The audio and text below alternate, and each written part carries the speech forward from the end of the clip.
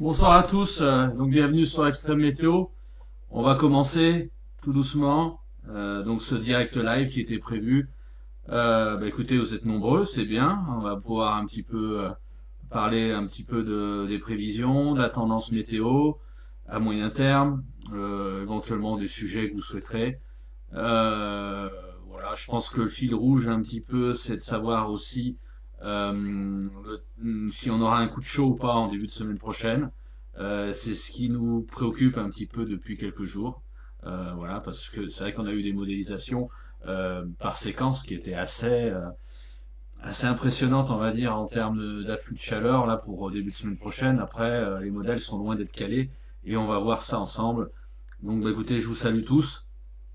On va déjà commencer par la prévision à court terme. Avant de commencer, on va faire dans l'ordre chronologique comme d'habitude, avant de commencer de parler du début de semaine prochaine. Voilà, écoutez, on va parler déjà de demain. Comme vous l'avez vu, cette semaine le temps est beaucoup plus perturbé.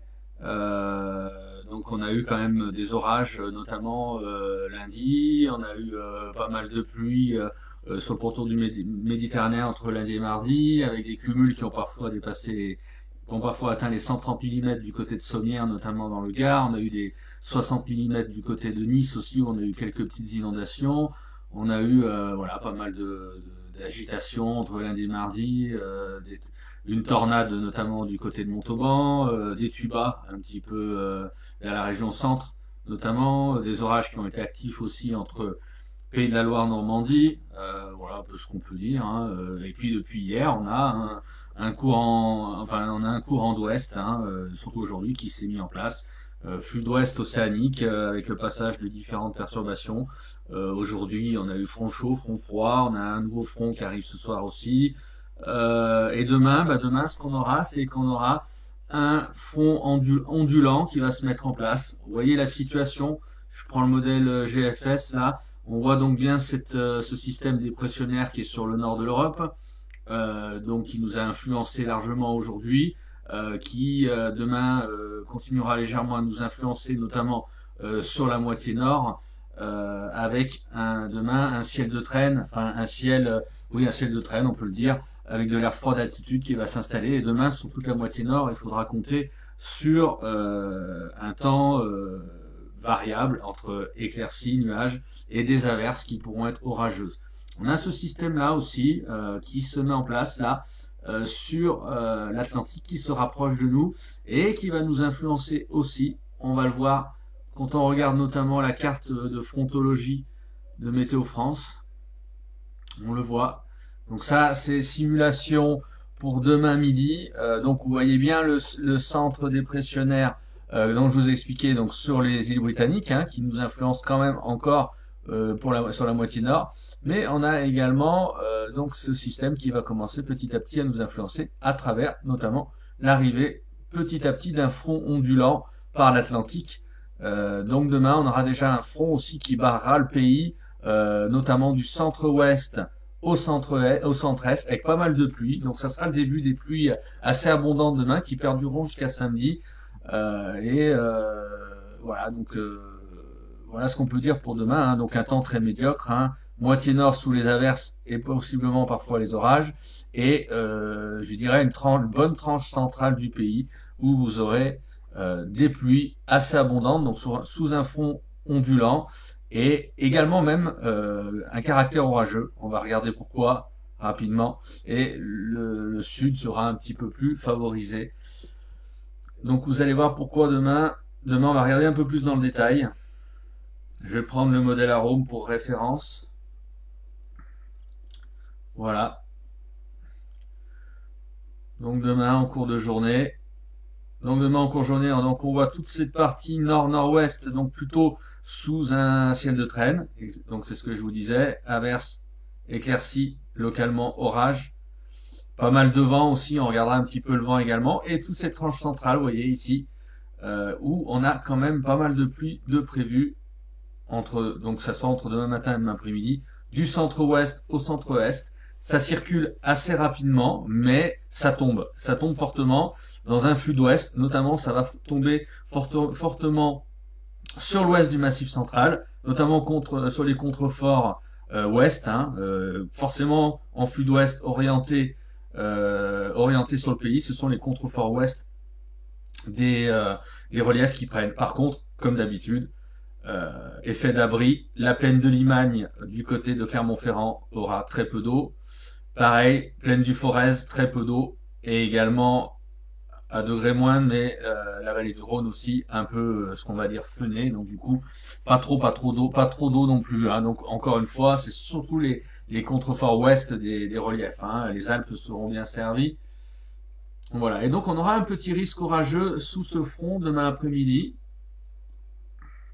Tout simplement parce qu'on aura dans l'après-midi, entre milieu de journée, milieu d'après-midi, on aura une advection douce qui va se mettre en place et humide par la Méditerranée, un peu dans ce qu'on appelle le secteur chaud du front ondulant, et on aura de l'instabilité qui va se mettre en place un petit peu, notamment sur le centre-est. Donc demain, on pourra avoir des coups de tonnerre sous cette dégradation pluvieuse, donc des pluies orageuses, hein, qui pourront prendre donc un caractère orageux. Alors ça commencera déjà demain matin du côté du centre-est, du centre-ouest, on pourra avoir en un petit peu d'instabilité, on pourra avoir quelques manifestations orageuses sous les pluies, et donc dans l'après-midi, plutôt en allant vers le centre-est, dans une configuration où on a donc de l'instabilité, et on a aussi d'autres ingrédients.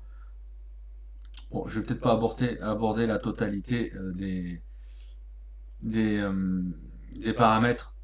Voilà, donc on a ce qu'on appelle aussi demain courant de journée.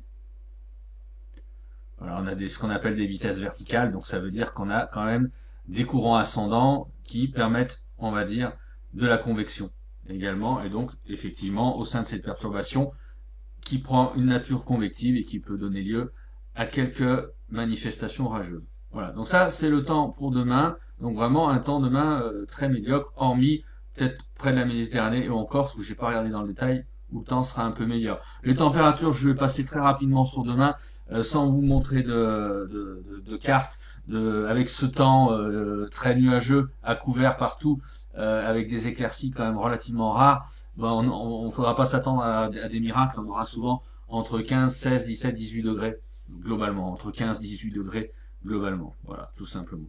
Donc ça, c'est pour demain. Pour vendredi, vendredi, ça va être la continuité du temps de demain, plus ou moins. Donc toujours avec ce front ondulant là qui va continuer à nous accompagner. Je vais voir sur Météo France, peut-être qu'on a la modélisation. Voilà, vendredi midi, on aura toujours ce front ondulant qui barrera le pays. Voilà, toujours plus ou moins du centre-ouest au centre-est. Donc voilà, donc on gardera toujours ces pluies qui reviendront vendredi dans le courant de la journée, donc par le centre-ouest et qui iront jusqu'au centre-est, avec encore des cumuls assez importants. On aura toujours la moitié nord plutôt dans l'air froid d'altitude, donc toujours un risque d'averse a priori pour la moitié nord vendredi. Et à peut-être guère que la Méditerranée et la Corse qui s'en sortiront. Voilà, donc ça c'est pour vendredi. Je vais revenir un petit peu aux modélisations plus précises. Voilà, donc vendredi on voit bien donc toute cette bande centrale du pays, un peu plus au sud que la veille, où on aura ces pluies, parfois abondantes, notamment sur les contreforts des reliefs exposés ouest, et toujours un peu des averses et des ondées et un temps très mitigé sur la moitié nord, de températures qui évolueront pas beaucoup, entre 15 et 18 degrés.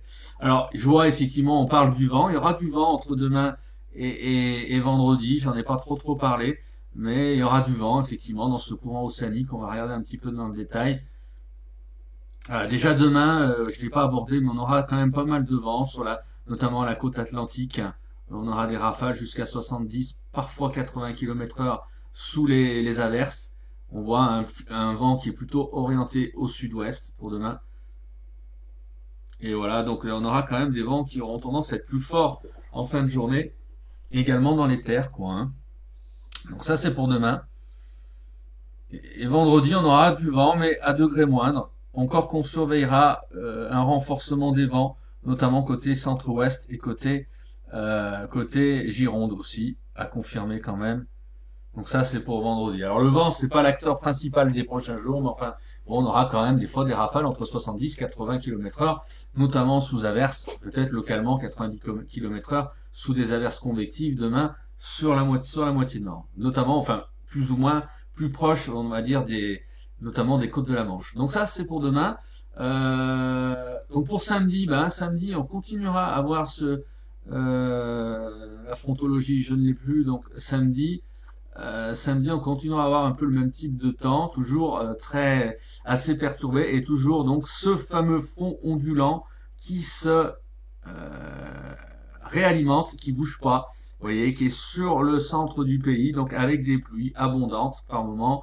Et voilà, donc la moitié nord, au nord de la Loire, un temps qui devient un peu plus sec et un peu plus stable, et au sud donc de ce front, un temps qui sera quand même également meilleur. Mais voilà, pour vous montrer un petit peu qu'on va avoir quand même beaucoup d'eau entre le centre-ouest et le centre-est. D'ailleurs, voilà, vous voyez, d'ailleurs, je prends une modélisation, je l'ai publié tout à l'heure sur la page Facebook, on a, nous, ce qu'on appelle une belle rivière atmosphérique. C'est un petit peu ce qu'on appelle quand on a ces ondulations, là, très pluvieuses, qui traversent l'Atlantique. Et donc là, on a cette dépression, là, demain, et on voit donc cette rivière, qu'elle draine vraiment toute cette rivière atmosphérique, ces pluies, là, au sud, là, et qui vont sur la France, là, notamment sur l'axe central, et ça continue, et donc tout ça suit donc parfaitement les courbes des centres d'action, et en fait tout ça provient quand même d'un air qui est à la base tropical, parce que si on regarde, par exemple, si on regarde sur le modèle GFS, pour vous faire comprendre pourquoi il va pleuvoir autant, vous allez voir tout de suite la provenance. Je vais vous montrer. Je prends les cartes des masses d'air.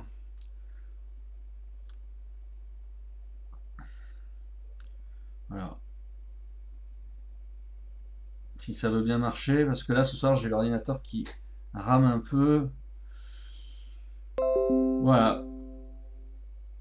Vendredi, vous voyez, on a donc ce rouge là qui a tendance à arriver, jaune là qui arrive sur le sud, l'axe central, et donc on a bien cette rivière atmosphérique, cette chaleur humide là qui passe au niveau de la dépression là et qui revient sur la France et qui en fait provient quand quand on prend vraiment le fonctionnement, là on a une dorsale anticyclonique ici et qui provient vraiment de la Floride, encore une fois, et même quasiment du golfe du Mexique. Donc chaleur, humidité, donc forcément tout ça, ça traverse l'Atlantique. Et derrière, on a donc ce qu'on appelle une belle, on va dire une belle rivière atmosphérique, plus ou moins, quoi. Hein. Voilà, donc ça, c'est ce que je voulais vous dire. Vous allez voir la carte des cumuls aussi. Les cumuls de pluie vont être vraiment importants d'ici samedi. Je vais prendre la carte d'arpège.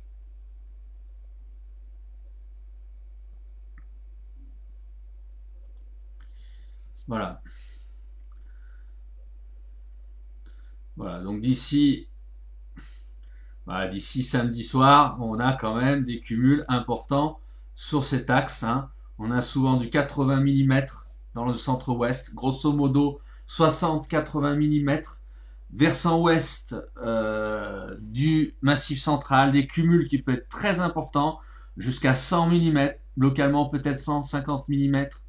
Et des cumuls aussi très importants sur les Alpes, où il neigera aussi également en altitude, à plus de 2000 mètres, 2000-2500 mètres, mais on aura aussi des cumuls qui seront de l'ordre de 100-150 mm d'ici dimanche sur tous ces secteurs. Et donc globalement là, et dans les secteurs un peu moins servis, on aura souvent, allez, on va dire entre 30-40 mm. Encore une fois, on observe l'effet d'abri, la plaine du Forez très peu arrosée dans ce flux d'ouest par effet de feu. De même pour la plaine de Limagne et également la vallée du Rhône, relativement peu arrosée aussi. Donc voilà, donc faut vraiment bien prendre en compte aussi l'effet relief et l'effet d'orographie également. Hein. Voilà, donc après sur la moitié nord, on a aussi quelques cumuls de pluie, étant donné qu'il va quand même tomber pas mal d'averses aussi, notamment entre demain et vendredi. Donc voilà, donc ça c'est le temps que l'on va avoir. Après éventuellement on peut peut-être comparer au niveau de la carte des cumuls. Non, moi je pense que c'est pas nécessaire. Je pense qu'on est à peu près dans dans les bonnes valeurs de cumul de pluie qu'on peut attendre d'ici dimanche. À partir de dimanche, le temps va commencer à changer. Et là, je pense que vous allez être beaucoup plus intéressés parce que je vois beaucoup de questions et d'affirmations sur la chaleur de la semaine prochaine. Donc là, je pense que ça va davantage vous intéresser. Voilà, à partir de dimanche, complètement, nous allons changer de configuration. On a, nous, ce qu'on appelle un flux méridien qui reprend place, qui prend place à la place justement d'un flux zonal. Donc, flux méridien veut dire échange nord-sud, diffusion, nous, de ce qu'on appelle du nombre de Rossby.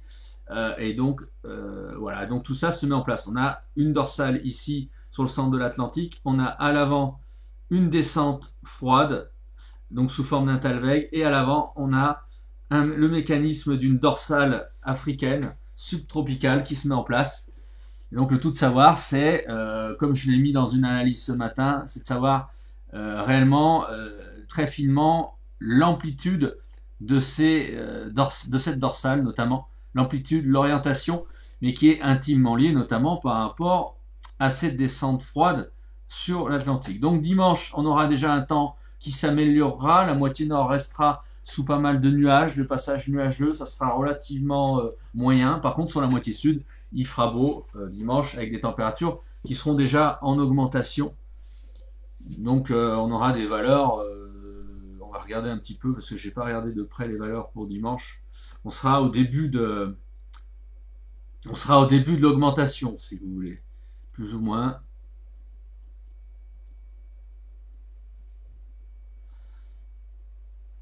Voilà, on aura quand même une France partagée en deux dimanche. Hein.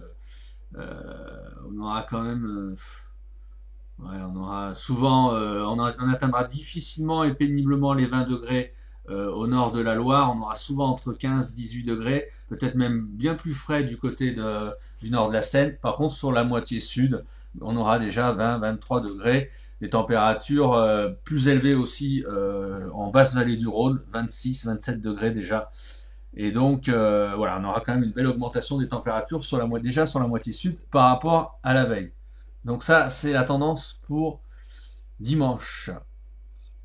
Voilà, et à partir de lundi, c'est là où on rentre dans ce qu'on appelle, nous, on peut appeler ça le money time, si vous voulez, où là, on ne sait pas trop complètement comment ça va se passer.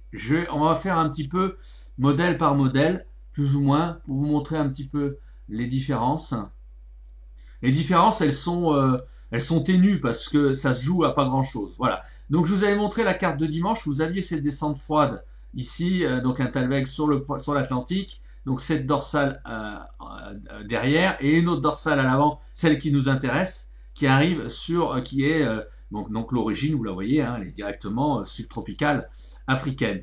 Et donc le modèle CEP, qui est le modèle européen, le modèle phare, donc lui voit l'isolation d'une goutte froide assez importante, notamment très au large de la Galice, hein, et donc à l'avant bien sûr cette dorsale, mais on voit que cette dorsale, vous voyez, elle est quelque peu inclinée d'une manière occidentale, c'est-à-dire qu'elle remonte plus en direction de l'Irlande. Alors voilà, ça c'est une première chose. Ce qui est intéressant de voir aussi, c'est que cette dorsale, elle érige, si vous voulez, ici, vous voyez avec les isobars blancs, un centre de haute pression en surface. Donc, ce qui va se passer, c'est que lundi, on aura, si le modèle CEP a raison, on aurait un gros contraste de température. C'est-à-dire, on aurait le sud-ouest ici qui serait vraiment, je dirais, en plein dans l'advection chaude, bouillante, plus ou moins. Et par contre, vous avez ici le nord-est de la France qui, lui, resterait dans un petit flux de nord-ouest en altitude et dans un flux un peu orienté nord-est en basse couche. Donc, si cette configuration se concrétise, lundi, il y aurait un très gros écart de température entre le sud-ouest et le nord-est. Donc vraiment, on aurait un contraste thermique impressionnant et qui est d'ailleurs reflété par les températures. C'est-à-dire que lundi, on pourrait atteindre les 33, même possiblement les 35 degrés, notamment du côté des Landes et du côté des Pyrénées-Atlantiques. Donc globalement très chaud sur le sud-ouest, hein, avec des valeurs fréquentes aux alentours de 30 degrés. En s'éloignant, on aura souvent entre 26 et 30 degrés. Mais par contre, sur la moitié nord, enfin sur un grand quart nord-est, on aurait des valeurs qui auraient même du mal peut-être, là je les trouve un peu basses les valeurs quand même, mais on aurait des valeurs qui auraient du mal à atteindre les 20 degrés. Hein, vraiment du mal. Vraiment ça c'est la configuration du modèle européen. Configuration qui reste stable plus ou moins pour lundi dans la mesure où le modèle européen entrevoyait déjà ça ce matin. Là on a une certaine stabilité entre ce matin et ce soir sur l'européen. Alors l'européen, il faudra recadrer ça nous dans son ensembliste comme on dit, parce que donc d'ici 10 minutes, mais bon ça fait un peu tard, l'ensembliste va sortir avec les 50 scénarios. Il faudra le recadrer au niveau des 50 scénarios, tout simplement, pour voir vraiment comment il se situe. Mais bon, là pour l'instant c'est encore trop tôt pour le dire. Donc ça c'est le modèle européen. On a un autre modèle qui est relativement stable aussi, je trouve, depuis ce matin, hier, c'est le modèle GFS. Lui, le modèle GFS, il voit les choses légèrement différemment. Il voit une goutte froide un peu plus... il voit une goutte froide légèrement... Pardon, j'essaye de changer de cadre. Voilà, il voit une goutte froide ici, plus creusée, 995 hectopascales, plus dynamique, une inclinaison, vous voyez l'inclinaison de la dorsale, elle n'est pas inclinée d'une manière occidentale comme le CEP, elle est inclinée vraiment d'une manière très sud-nord, donc sud-nord, et vous voyez ça arrive vraiment en plein sur le pays quoi. Donc on la voit vraiment arriver à fond la caisse sur la moitié sud. Et par contre, contrairement au CEP, on n'a pas de centre réellement de haute pression qui se met en place sur les îles britanniques de haute pression en surface. On a bien un petit 1020 hectopascal sur la mer du Nord, enfin en allant un peu plus au nord, mais globalement, donc du coup, le flux serait complètement différent par rapport, enfin différent sur la moitié nord par rapport au CEP. Donc pour le sud, ça changerait pas grand-chose, le sud-ouest où on pourrait avoir quand même de grosses chaleurs, mais par contre sur la moitié nord, avec l'orientation du flux, on aurait aussi la chaleur qui aurait déjà tendance à un peu plus à se propager que sur le modèle européen. Je vais vous montrer. Voilà, donc c'est toujours un peu occidental quand même, mais à degré moindre que le CEP. Donc les températures pourraient monter peut-être légèrement moins haut que sur le CEP dans le sud-ouest, environ, je pense, environ une trentaine de degrés.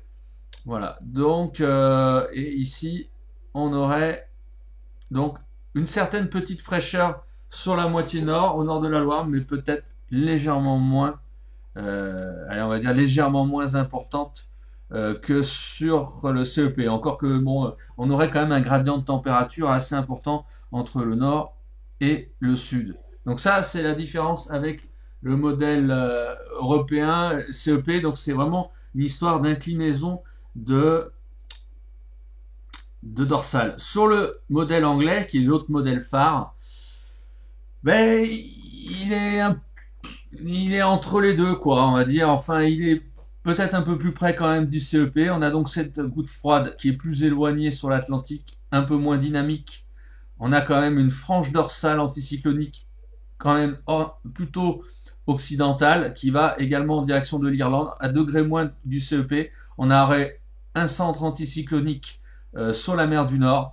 Et donc, du coup, on aurait également ce gradient de température et avec ces différences de flux entre la moitié nord et la moitié sud.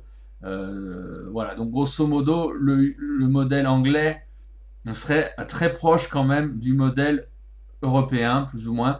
Donc on a cette langue très chaude là sur le sud-ouest, on a du 20 degrés hectopascal à 1500 mètres, donc on pourrait atteindre les 35 degrés dans le sud-ouest, pareil, et beaucoup plus frais sur un bon quart nord-est, où là on aurait vraiment beaucoup de peine à atteindre les 20 degrés. Hein.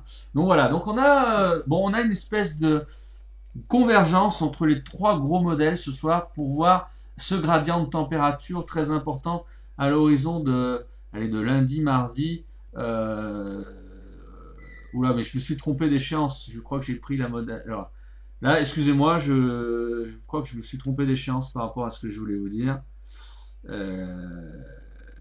En effet, je me suis trompé d'échéance. Le modèle UCMO, je vous ai montré l'échéance de 144 heures, alors qu'il fallait que je vous montre l'échéance de 120 heures. Mais bon, ça se rapproche un petit peu plus ou moins de ce que je vous ai dit. Une goutte froide moins dynamique, une inclinaison occidentale.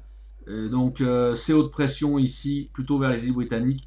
Ça ressemble pas mal au CEP, mais on a l'impression que la chaleur serait peut-être un peu plus atténuée dans le sud-ouest. Voilà. Mais bon, c'est vraiment des questions d'écart. Donc ce qui est convergent entre les modèles, encore une fois, ce soir, c'est la différence de gradient thermique entre le nord, et le nord-est plutôt, et le sud-ouest. Bon, vraiment, on aurait des grosses différences de température. Voilà ce qu'on peut dire sur les modèles. Bon, voilà, je vais peut-être pas faire tous les modèles. Donc, on en est là. Après, donc lundi, voilà. Donc, lundi, le scénario prioritaire, c'est cette différence de température entre le sud-ouest et le nord-est. De 20 degrés environ, à peine, même pas, peut-être entre 17 et 20 degrés dans le nord-est, jusqu'à peut-être possiblement 33 degrés, allez, 30-33 degrés dans le sud-ouest. Et peut-être très localement 35 degrés si le scénario le plus, le plus chaud l'emporte, si vous voulez. Après, en termes de temps, ça sera de toute manière plus ou moins du beau temps. Lundi, ça semble à peu près clair sous l'influence de cette dorsale, quoi, hein, d'un courant plutôt peut-être un peu continental en basse couche sur l'est et d'un flux sudiste dans le sud. Donc voilà, ça c'est l'échéance de lundi. Après, par la suite, ben forcément, comme la prévision n'est pas complètement calée pour lundi, donc forcément la suite est compliquée. La suite, c'est de savoir qu'est-ce que va devenir cette goutte froide sur l'Atlantique et qu'est-ce que va devenir cette dorsale. Sur le CEP, on voit donc cette dorsale qui se redresse davantage mardi, avec une goutte froide qui tend à se faire reprendre par l'activité dépressionnaire nord-atlantique, et donc la chaleur aurait certainement tendance à se propager un peu plus à mardi au reste du pays. Donc on a toujours ce centre anticyclonique sur la mer du Nord. Donc en termes de température par rapport à lundi, on voit que ça se propage un peu plus, mais on voit qu'on a une certaine petite fraîcheur pourrait éventuellement subsister mardi sur le nord-est. Bon, après globalement, ce sera encore une fois du beau temps partout. Après, il faudra voir les détails. Là, encore une fois, vu l'échéance et vu les doutes, il est impossible vraiment d'aborder les grands détails. Après, mercredi, le CEP donc nous met dans la dorsale. La dorsale vraiment remonte de plus en plus au nord. On le voit là à travers les couleurs au niveau des géopotentiels. Donc une chaleur qui aura tendance quand même à se diffuser un peu partout. Et on voit cette fameuse goutte froide qui est reprise par une espèce de talweg incliné là sur l'Atlantique. Donc mercredi, ça resterait encore un temps souvent estival sur le pays si on s'en réfère à cette modélisation. Mais on voit que les masses d'air les plus chaudes finalement auraient tendance à se retrancher plutôt sur l'Afrique et plutôt sur la péninsule ibérique. Donc peut-être un coup de chaud qui serait, on va dire, peu durable sur le sud-ouest. Hein. Voilà, donc ça c'est, après je vais m'arrêter là et après on voit à 192 heures un temps, donc toujours cette dorsale qui se décale, des géopotentiels qui diminuent, qui baissent jeudi par l'ouest, peut-être d'une très légère dégradation rageuse, tendance orageuse sur l'ouest, mais ça reste à voir, et un temps plus ou moins assez chaud partout, quoi. Mais voilà, mais sur le modèle CEP, ce qu'il faut retenir, c'est qu'on aurait un coup de chaud vraiment temporaire sur le sud-ouest entre lundi et mardi, qui aurait du mal à se diffuser sur le pays, et puis derrière un temps qui serait relativement chaud, mais on serait loin du gros coup de chaud durable, quoi. Hein. Donc ça, c'est pour le modèle européen. On peut regarder, si vous voulez, le modèle américain. Le modèle américain, il est quand même sensiblement différent parce que lui, il continue à avoir une goutte froide beaucoup plus dynamique et une orientation, une dorsale anticyclonique qui est un peu plus prégnante peut-être sur la France. Voilà. Et quand on met en animation, on voit que cette goutte froide est toujours plus active et plus proche du pays. On voit que mercredi, la dorsale commencerait vraiment à s'affaisser et à se décaler sur l'Europe centrale. Donc le coup de chaleur serait encore une fois transitoire, notamment dans le sud-ouest. Coup de chaleur qui n'arriverait peut-être pas jusqu'au nord-est du pays. Et on voit que derrière, cette goutte froide se rapproche ostensiblement du pays, et on pourrait vraiment avoir une dégradation orageuse si on s'en tient au modèle GFS, notamment à partir de mercredi, et qui pourrait après se généraliser un peu plus loin. Donc ce serait quand même nettement plus orageux mercredi et jeudi sur le modèle américain par rapport au modèle européen, et avec une configuration, vous voyez, qui est complètement différente et qui est aux antipodes de ce que propose le modèle européen, avec une nouvelle dorsale derrière. Donc vraiment, je ne sais pas trop quelle fiabilité il faut apporter à ce scénario, sachant qu'en général l'européen est quand même plus performant que l'américain. Donc ça ne veut pas dire que pour autant qu'une dégradation orageuse est impossible, mais elle est quand même loin d'être acquise. L'anglais, lui, il se rapproche quand même beaucoup plus du modèle européen, parce que lui, il voit effectivement aussi un centre anticyclonique entre les îles Britanniques et la mer du Nord. Cette dorsale qui se propage un peu plus mardi, et donc un coup de chaud mardi qui pourrait un peu plus s'étendre en direction des régions centrales. Le nord-est resterait à l'écart. Mais voilà, le modèle anglais semble vouloir être quand même plus proche globalement du modèle européen que le modèle américain. Bon, voilà, donc pour l'instant, on va dire que c'est plutôt enclin à basculer côté européen, comme bien souvent. On peut essayer de mettre un autre arbitre si vous voulez, modèle qui est relativement performant quand même, normalement plus performant actuellement que le modèle américain, c'est le modèle canadien GEM, qui lui qui est quand même bien différent. Quand même, lundi, on voit une espèce de goutte froide ici, mais très au sud. On voit donc cette dorsale anticyclonique aussi, lundi, mais qui serait plus écrabouillée par un espèce de courant qui resterait orienté à l'ouest sur les îles britanniques. Donc ça donne quelque chose d'un petit peu différent. Donc une goutte froide ici qui remonte petit à petit sur le proche Atlantique. On le voit. Donc la dorsale qui se redresserait plus ou moins sur le pays. Donc on pourrait avoir quand même un coup de chaud sur le sud-ouest avec ce modèle, notamment mardi, sur le sud-ouest et peut-être sur le sud.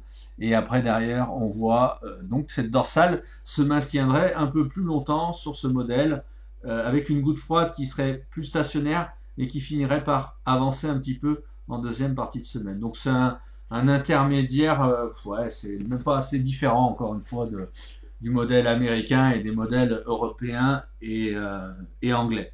Voilà, je pense qu'on va pas aller plus loin. Donc, vous avez compris. Donc, prévisibilité vraiment faible. Beaucoup d'incertitudes à partir de lundi. Est-ce que, donc, coup de chaleur pour le sud-ouest ou pas? Pour moi, la probabilité du coup de chaleur dans le sud-ouest est quand même assez importante. Après, le tout, c'est de savoir combien on aura, si on aura 30, 28, 30 degrés, ou si on ira près des 35 degrés. Mais il me semble assez clair que le sud-ouest semble exposé quand même pour un coup de chaleur entre lundi et mardi. Par contre, pour le reste du pays, le coup de chaleur est quand même assez peu probable. Bon, on aura une montée des températures entre lundi et mardi, même mercredi, c'est à peu près sûr. Montée des températures qui restera quand même très limitée dans le quart nord-est au vu des modèles un petit peu phares, on va dire, et des scénarios principaux. Donc on pourrait avoir vraiment voilà, un peu une disparité nord-est-sud-ouest sur le pays. Mais globalement, voilà, c'est ça, c'est ce qu'il faut retenir sous un temps quand même souvent assez ensoleillé. Après, grosse incertitude après sur la suite, sur dégradation orageuse ou pas, à partir de mercredi, jeudi. Un modèle qui est bien favorable, le GFS américain, les autres qui le sont beaucoup moins. Voilà, donc c'est vraiment très douteux pour la semaine prochaine, et ça va se jouer à pas grand chose comme bien souvent. Donc pour ceux qui avaient peur d'une canicule précoce, on va dire durable, bon, ce soir c'est pas voilà, il faut se méfier, rien n'est fait, mais globalement on n'est pas sur quelque chose a priori de très durable. Voilà, c'est ce qu'il faut aussi retenir. Mais bon, ça reste encore une fois à confirmer. Moi, je prends énormément de pincettes là-dessus ce soir parce que je sais pas réellement où on va. C'est-à-dire ce qu'on peut faire. L'ensembliste européen est sorti. On va voir comment il se configure. On va regarder la moyenne des 50 scénarios européens pour voir un petit peu comment ça se présente. Bon, l'européen, là, clairement, lundi, il voit bien la dorsale inclinée de la même manière l'ensembliste que son modèle, que son déterministe. Et à partir de mercredi, on voit que la dorsale se décale sur l'ensembliste plus ou moins vers l'est. On a cette goutte froide ici. Donc peut-être une petite intrusion, peut-être un peu plus perturbée à partir de mercredi par la façade ouest. On a ce centre anticyclonique ici. Donc ça reste... après, il faudra voir, je ne vais pas sortir les courbes maintenant, mais faut voir comment... bon, il voit quand même, l'ensemble mixte européen, on voit quand même un gros coup de chaud entre lundi aussi et mardi sur le sud-ouest. Donc ça corrobore exactement son déterministe, quoi, hein.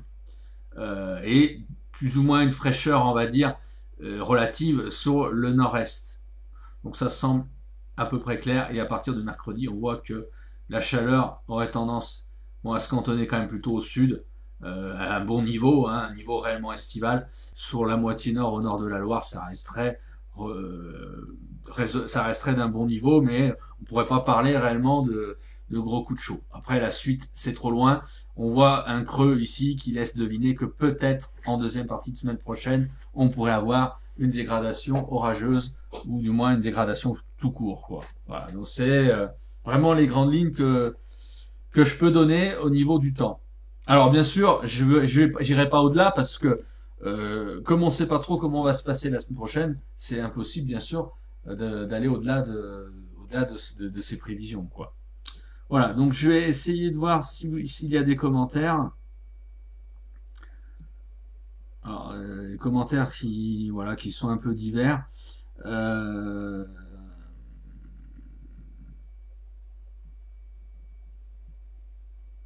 Alors, est-ce que les pluies ces prochains jours pourront atténuer la chaleur initialement prévue, par exemple, pour le sud-ouest? Oh non, aucun lien. Il peut pleuvoir tout à fait dans le sud-ouest dans les prochains jours, mais ça c'est pas pour autant que ça va atténuer la chaleur qui est annoncée, notamment entre lundi et mardi, hein. Alors, il y aura certainement de l'humidité, peut-être, de l'évaporation, hein, mais atténuer la chaleur, c'est pas réellement envisageable, dans la mesure en plus que si lundi mardi nous avons un flux en basse couche qui est orienté au sud-sud-est, on pourra avoir un effet de fun et éventuellement nous ce qu'on appelle une compression adiabatique derrière, et donc du coup on pourrait avoir justement des valeurs records dans certains secteurs. Donc l'atténuation de la chaleur, si elle est réellement annoncée telle quelle, j'y crois pas trop, quoi. Donc va-t-il y avoir un petit coup de chaleur la semaine prochaine? Donc je viens d'y répondre. Yves qui me dit, je sais que les flux méridiens en printemps et le manque de données aéronautiques provoquent ce manque de prévisibilité, mais nous sommes jeudi. L'offensive orageuse états-unienne est passée et les modèles devraient l'avoir intégrée. C'est rare d'avoir une telle incertitude, ça promet pour cet été. Oui, oui, tout à fait. On a eu donc, ouais, c'est ce que je montrais ce matin à travers l'animation. Je vais essayer de revenir sur les questions d'ondes de Rossby. Donc, vous voyez, voilà. Alors ça, c'est une vision du modèle CEP de ce matin. Hier, nous avons eu, pour information, une dégradation orageuse assez importante aux États-Unis entre l'Oklahoma, l'Arkansas, le Texas, le Missouri. On a eu énormément de chutes de grêle, notamment sous ces orages. Pas trop de tornades, une seule tornade relevée, mais une dégradation orageuse avec de la grosse grêle par endroits encore, comme assez souvent en ce moment. Et donc tout ça a été issu, si vous voulez, d'un creux barométrique, hein, voilà, donc qui correspondait à la diffusion d'une onde de Rossby, hein, donc c'est des ondes planétaires, hein, qui se diffusent d'ouest en est, voilà, et qui régissent souvent notre temps et nos configurations atmosphériques. Et donc cette onde, du coup, elle se décale après vers l'est. Donc la dégradation orageuse aujourd'hui aux États-Unis est terminée. Il y a peut-être quelques orages prévus sur la façade est, mais rien de méchant. Et donc l'onde, on la voit se propager à l'horizon de lundi sur l'Atlantique. On voit, vous voyez, une descente, un talweg est-américain ici, donc matérialisé par cette flèche. À l'avant, une dorsale qui se met en place, voilà, ici, anticyclonique. Et donc la descente de la fameuse goutte froide, donc sur une direction du proche Atlantique, et cette advection subsaharienne qui arrive sur la France. Et donc ça, c'est clairement une circulation qu'on appelle méridienne, et donc qui est liée directement de cette onde de Rossby. Voilà, donc qui fait que donc ça se propage à l'Atlantique, à l'Europe.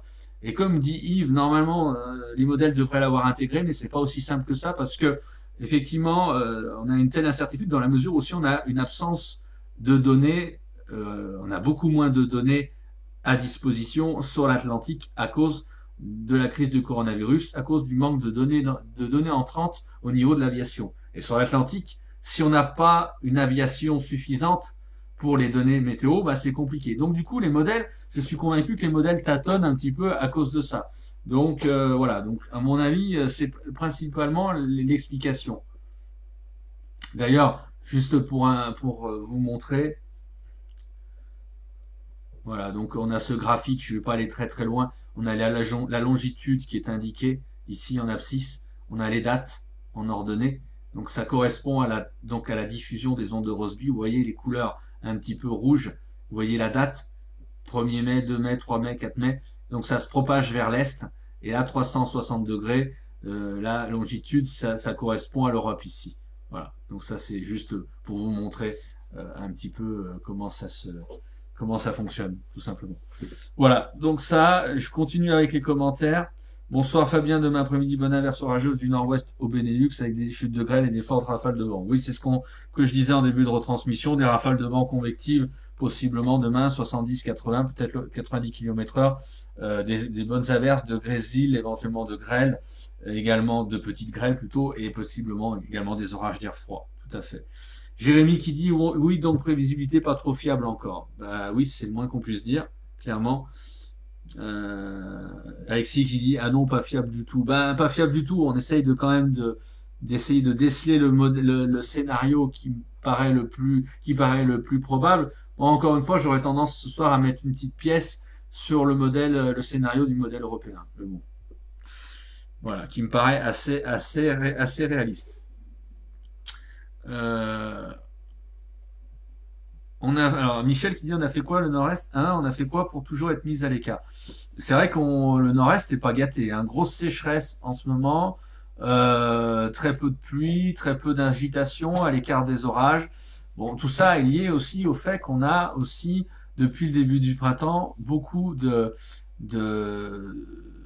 haute pression, notamment aussi en surface, qui règne sur le nord de l'Europe et sur l'Europe centrale. Donc le nord-est est souvent sous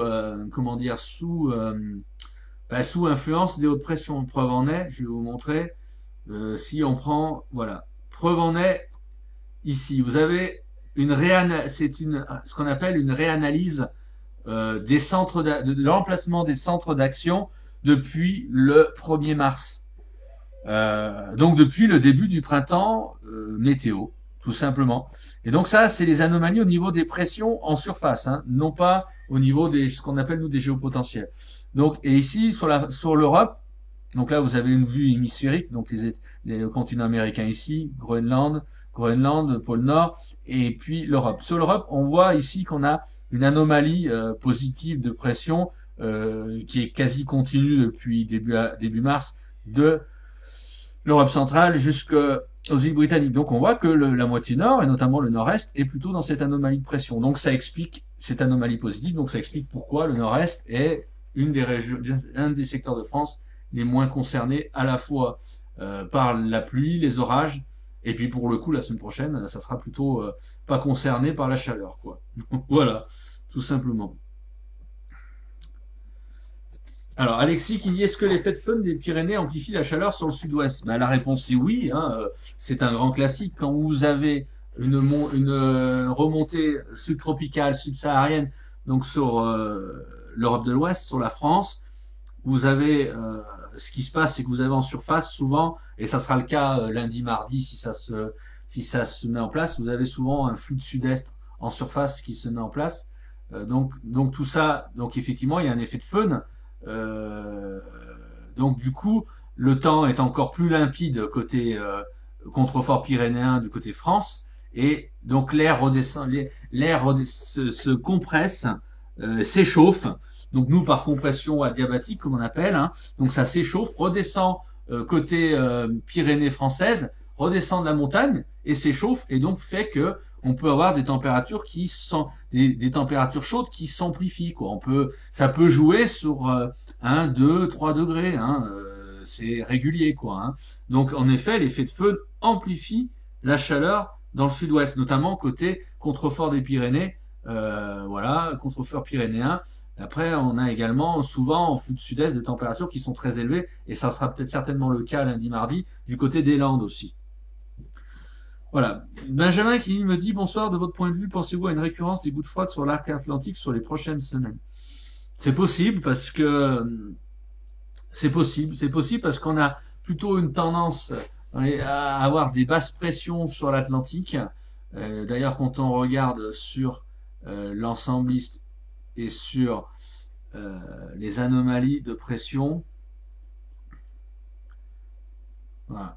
On voit donc cette tendance toujours, même à long terme, hein, à des basses pressions, des gouttes froides, notamment au large de la péninsule ibérique, côté des Açores, et on a cette tendance aussi très claire, et ça j'y crois assez pour la prévision, la tendance saisonnière du mois de mai, une tendance à des blocages anticycloniques, notamment près des îles britanniques. Et donc du coup, oui, effectivement, on a cette récurrence de gouttes froides ici, voilà. Donc du coup, nous on peut se retrouver au carrefour des centres d'action, donc entre la remontée subtropicale provenant d'Afrique, hein, et un courant plus continental sur la moitié nord. Là, c'est une configuration, ça, qu'on peut, à mon avis, moi que j'ai personnellement, on va dire, annoncé en tant que tendance saisonnière pour le mois de mai. Voilà. Donc tendance saisonnière, encore une fois, à voir sous réserve, hein, parce que bon, vous le savez, déjà la tendance à moyen terme est relativement difficile étant donné les conditions actuelles, notamment liées à cette crise. Donc tendance saisonnière, il faut se méfier. Mais ça correspond assez bien à ce que je prévois sur le mois de mai. Une explication de comment déchirer le schéma MJO si possible. Déchirer, alors là, excusez-moi, je comprends pas du tout votre question. Déchirer, je vois pas ce qu'il y a à déchirer, je comprends pas. Soyez plus clair parce que c'est impossible de répondre à votre question là. Si je peux apporter une explication sur les sondages, ce serait très intéressant. Les sondages de quoi? Les sondages sur les radiosondages. Bon, on abordera ça à une autre émission. Parce que la soir, c'est pas tellement le sujet. Moi, j'essaye de faire des émissions qui collent un petit peu à l'actualité. On essaiera d'en parler une autre fois. J'ai fait une publication cette semaine rapide sur le groupe Extrême Météo. Voilà. Mais bon, radiosondage, c'est très encore une fois, c'est assez compliqué, très compliqué même pour le grand public de comprendre. Déjà que même pour des passionnés, c'est pas évident. Si on rentre dans trop d'explications techniques, là pour le coup, on va perdre tout le monde. Donc il y a des limites quoi. Donc oui, effectivement, Benjamin, on va pouvoir peut-être faire quelque chose à court moyen terme, mais bon, mais pas ce soir en tout cas. Hein.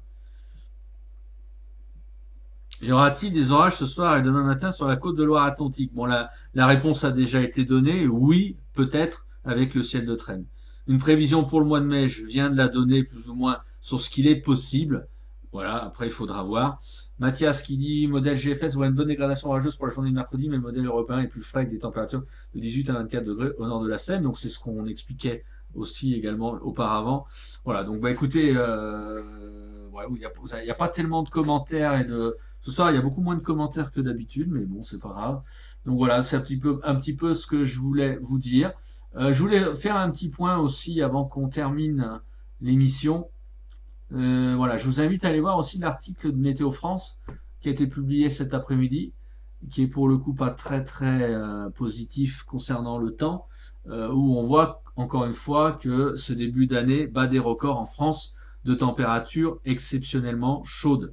C'est-à-dire que la température depuis le début de l'année 2020, elle atteint en moyenne sur la France 9,6 degrés. C'est une anomalie de plus 2,3 degrés depuis le début de l'année par rapport à la normale 80-2010. Quoi. Donc cette température, encore une fois, et donc je vous lis l'article, c'est la plus chaude mesurée sur la même période depuis le début du XXe siècle, devant les années 2004 et 2014 qui avaient également connu des débuts d'année très doux avec une température de 9,4 degrés. Donc on bat quand même à nouveau un record, donc avec cette anomalie de 2,3 degrés, et on le bat le record précédent quand même d'une manière assez large, parce que 9,4 degrés, 9,6 degrés, c'est quand même pas rien, quoi. C'est pas comme si on avait 9,45 au lieu de 9,6, quoi. Donc voilà, donc encore une fois, on continue de toute manière à battre des records. Et moi, j'ai bien peur que cette année, on en batte encore beaucoup des records. Sur peut-être l'année qui sera éventuellement la plus chaude jamais relevée en France. Moi, j'ai tendance à y croire, vu comme c'est parti. Et après, sur le restant du monde et l'Europe, faudra voir. Mais bon, sur la France, c'est quand même assez, je ne vais pas dire remarquable, mais bon, inquiétant d'une certaine manière quand même, hein. Donc après les mois de janvier et février remarquablement chauds pour la saison, plus 2,2 degrés et plus 3,6 degrés, et un mois de mars également doux, plus 0,7 degrés, avril 2020 pourrait figurer sur le podium des mois d'avril les plus chauds avec une température de plus 3 degrés au-dessus de la normale. Donc officiellement, avril 2020 devrait terminer avec une anomalie de plus 2,9 degrés. Il y a des secteurs où on est déjà largement plus excédentaire que ça. Du côté de Limoges, par exemple, on sera à plus 5 degrés environ. Du côté de Paris, on sera aux alentours de plus 4,2 ou 4,3 degrés. Voilà, donc on a quand même des anomalies dans certains secteurs qui sont, excusez-moi du terme, affolantes, quoi, hein. Donc, et on continue vraiment sous cet aspect très chaud, quoi, hein, depuis quand même déjà pas mal de temps, hein. Après un hiver qui a été, encore une fois, très doux aussi, hein. Donc les températures douces depuis début janvier sont particulièrement chaudes l'après-midi, avec des maximales exceptionnelles 2 à 3 degrés supérieurs au normal et jusqu'à 4 degrés sur un large quart nord-est, donc pour dire vraiment que le nord-est est très très favorisé, hein. Depuis le 1er janvier, l'anomalie de température maximale est en moyenne, rendez-vous compte, hein, plus 3,8 degrés à Lyon et plus 4 degrés à Strasbourg. Après, l'ensoleillement, vous voyez, est aussi impressionnant dans le nord-est depuis le 1er janvier. Il suffit de voir la carte, vraiment très très impressionnant. Beaucoup moins impressionnant après en allant vers le sud. Donc un ensoleillement qui est proche de la normale sur le sud. L'excédent en ensoleillement atteint par contre 20% sur la moitié nord du pays, jusqu'à 30% sur un large quart nord-est, qui est quand même énorme. Localement, l'ensoleillement dépasse la normale de 40% en Franche-Comté et dans le Grand Est. En région parisienne, comme en Alsace, on mesure 40% de plus comme à Paris, avec 560 heures de soleil, soit plus de 60 heures de bonus. Et à Colmar, l'excédent dépasse 50% avec un bonus de 150 heures par rapport à la normale. Donc, ensoleillement aussi exceptionnel. Un enneigement contrasté des Alpes aux Pyrénées. Donc, l'enneigement a été excédentaire sur le massif alpin jusqu'au 1er avril 2020, voire même très excédentaire sur les Alpes du Sud. Il est resté cette année en revanche déficitaire sur les Pyrénées. Voilà, bon, en fin de saison de ski qui a été triste parce qu'elle a été terminée d'une manière précoce à cause de la crise du coronavirus. Mais voilà, donc effectivement un enneigement assez contrasté. Et concernant les précipitations, donc ça c'est aussi une autre préoccupation, des précipitations déficitaires du massif central au flanc est. Donc après un dernier trimestre 2019 très arrosé, la France connaît depuis le début 2020 des cumuls de précipitations généralement proches de la normale sur le tiers nord. La pluviométrie est en revanche souvent déficitaire plus au sud et le déficit atteint 20 à 40% sur un large quart sud-est et jusqu'en Franche-Comté. Dans le Roussillon, la situation est particulière avec une pluviométrie très excédentaire suite aux épisodes pluvio-orageux actifs en janvier et avril. Donc voilà. Et les températures élevées pour la saison et l'ensoleillement généreux associés à un déficit pluviométrique depuis mi-mars ont contribué localement à un assèchement des sols superficiels. Et donc au 23-2020, l'indice d'humidité des sols est ainsi déficitaire sur un large quart nord-est du pays. Et là, je dirais même, ça va même au-delà, hein, c'est pas que vous voyez, c'est le nord-est, mais jusqu'au centre-est, où on est très très déficitaire, où il pleut pas assez dans tout ce secteur depuis facilement le mois de décembre, quoi, hein. Et on voit qu'ailleurs, quand même, ça s'est globalement bien asséché aussi partout, parce que si on reprenait la même carte le 15 mars, donc il n'y a pas si longtemps que ça, le 10-15 mars, là, toute la moitié nord, y compris même jusqu'au nord de l'Alsace, avait plutôt, on va dire, un indice d'humidité plutôt dans le bleu, quoi. Et là, tout est passé vraiment on est passé de l'autre côté. Et là, on voit cette anomalie du côté du Roussillon et sur l'est de la Corse avec les dernières pluies. Bon, globalement, le sud-ouest s'en sort pas trop mal. Bon, c'est pas catastrophique pour autant, attention, hein, on va pas non plus tirer la sonnette d'alarme. Mais bon, les pluies là qui tombent là ces jours-là sont bienvenues. Alors même si elles bénéficient avant tout à la végétation et non pas aux nappes phréatiques, elles sont bienvenues. Donc toute cette pluie qui est annoncée jusqu'à samedi, notamment du centre-ouest au centre-est, c'est quand même encore une fois une bonne chose. Voilà, donc je voulais vous faire encore un focus sur sur cette partie-là, quoi. Voilà, je vais reprendre vos commentaires. Voilà, c'est le 11e mois de l'année le plus chaud. Oui, on est sur une série vraiment impressionnante Il faut remonter à mai de l'année dernière, effectivement, mai 2019, pour retrouver une anomalie négative en France qui était de moins 1,1 degré de mémoire. Alors, Maxime qui me demande, bonsoir, est-ce que la ligne de grain peut apporter des orages cette nuit dans l'ouest? Merci. Honnêtement, j'ai pas trop regardé le comportement de cette fameuse ligne de grain dans l'ouest, mais peut-être, oui, effectivement, il pourrait y avoir quelques coups de tonnerre. Bonsoir, désolé, je voulais dire lire ou déchiffrer l'indice MJO, merci. Oh, ça, on fera ça sur une autre émission, parce que là, si je commence à rentrer dans les explications trop techniques sur l'oscillation de Madame Juliane, on en a pour 3 heures, donc là, ça fait quand même déjà 1 heure d'émission, donc vous m'excuserez, mais là-dessus, je passe mon chemin ce soir, d'autant plus que c'est relativement complexe à saisir pour le grand public, donc voilà, donc il faut... On va pas, on en reparlera une autre fois. Alors, l'Aveyron sera-t-il concerné par les pluies persistantes jusqu'à samedi? Bon, je sais plus au niveau des cumuls. On va regarder un petit peu sur le modèle arpège. Je n'ai pas les cumuls de tous les, j'ai pas les cumuls de tous les départements en tête non plus. Ouais, l'Aveyron est quand même plus ou moins un peu à l'écart, hein, on le voit. Sur le nord du département, ça peut être bien arrosé, possiblement 80 mm. Après, sur le sud du département, ouais, grosse différence entre le nord et le sud du département, mais c'est normal parce que en flux d'ouest, forcément, le nord du département est beaucoup plus exposé que le sud. Donc voilà, il faudra voir où vous êtes. Vous aurez de la pluie, c'est une certitude. Après les cumuls, il faudra voir. Yves qui me dit cette anomalie française est très interpellante. Soit il faudra bien une anomalie moins chaude en deuxième partie d'année pour tempérer tout cela, soit on continue sur la lancée. Et alors? Ouais, ça c'est la question. Déjà, ce qu'on peut dire, déjà moi de ce que je dis, alors je peux me tromper. Et honnêtement, j'aimerais beaucoup me tromper. J'aimerais vraiment vraiment me tromper, mais j'ai bien peur que l'été soit chaud. Tout va en direction d'un été chaud, notamment sur le mois d'août qui peut être caniculaire au niveau des tendances. Mois de juin et juillet peuvent être chauds aussi, à degrés moindres, mais moi honnêtement je crains qu'on ait beaucoup de chaleur jusqu'au mois de septembre. Franchement, donc voilà, et le mois de mai compris, hein, parce que le mois de mai, déjà la semaine prochaine, on sera au-delà des normales, largement. Et ça peut continuer derrière, hein. Donc, il faudra voir. Voilà, donc Dominique qui me dit bonsoir, il pleut en ce moment, enfin, dans le 91. Ouais. C'est vrai qu'à Paris, ça faisait un moment aussi qu'il n'avait pas plu.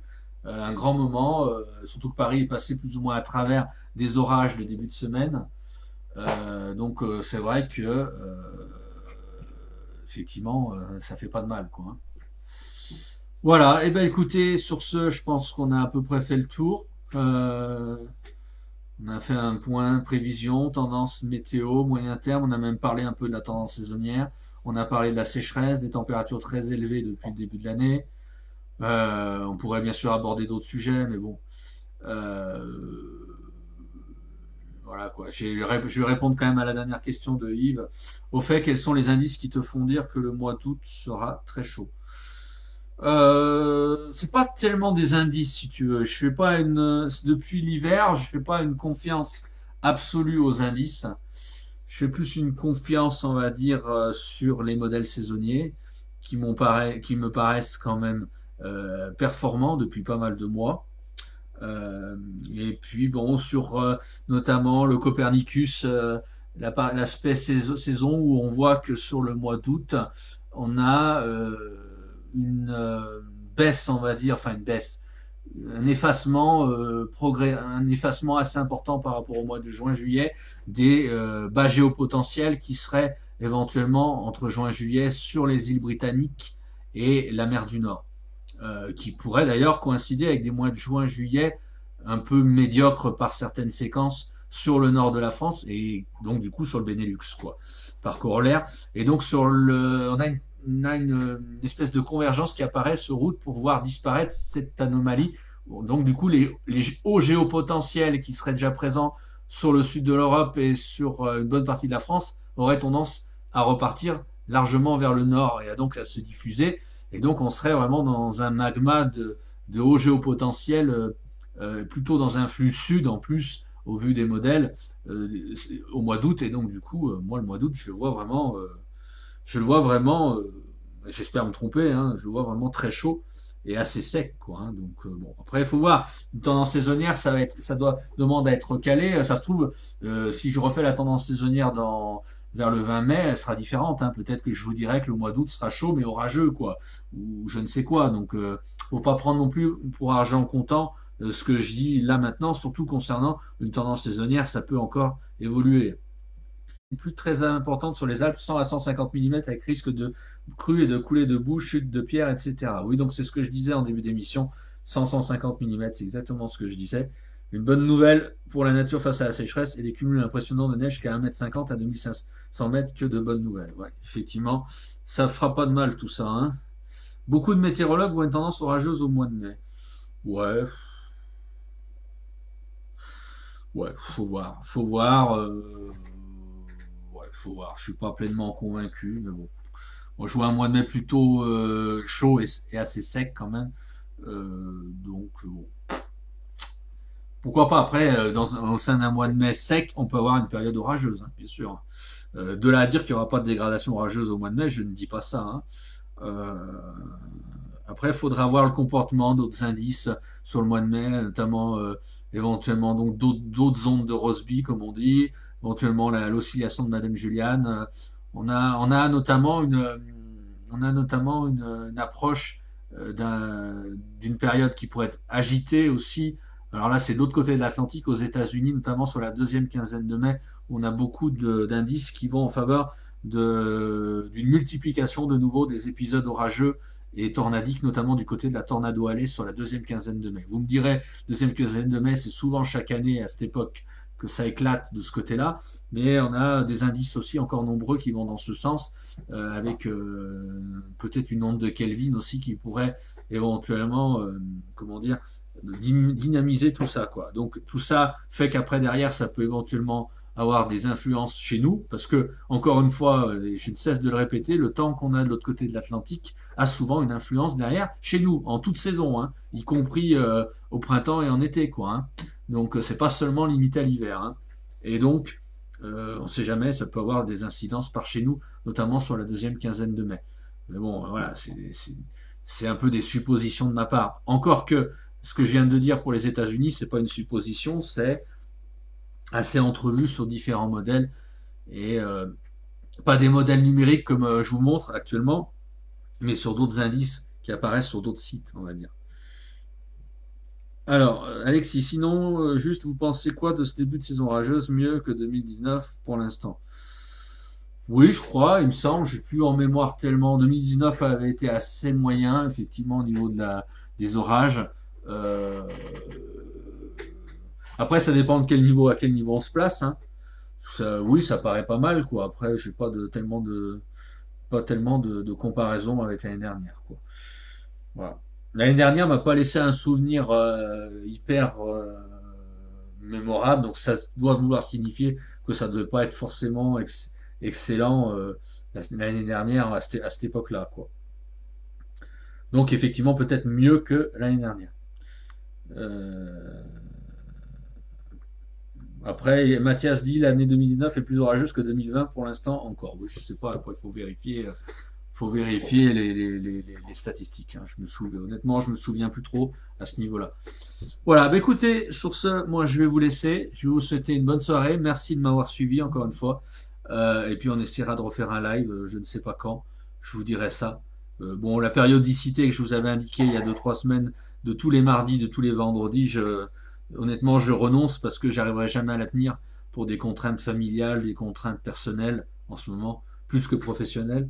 Mais donc du coup, les direct live seront faits un peu d'une manière aléatoire, quoi. J'ai renoncé à cette histoire de mardi et de vendredi parce que je sais que je ne vais pas pouvoir m'y tenir. Donc ça sera aléatoire. Là, aujourd'hui c'était mercredi, donc je ne sais pas quand est-ce que je referai un direct live. Peut-être début de semaine prochaine ou quelque chose comme ça. Voilà. Et ben écoutez, je vous laisse. Je vous souhaite une bonne soirée et je vous dis à bientôt.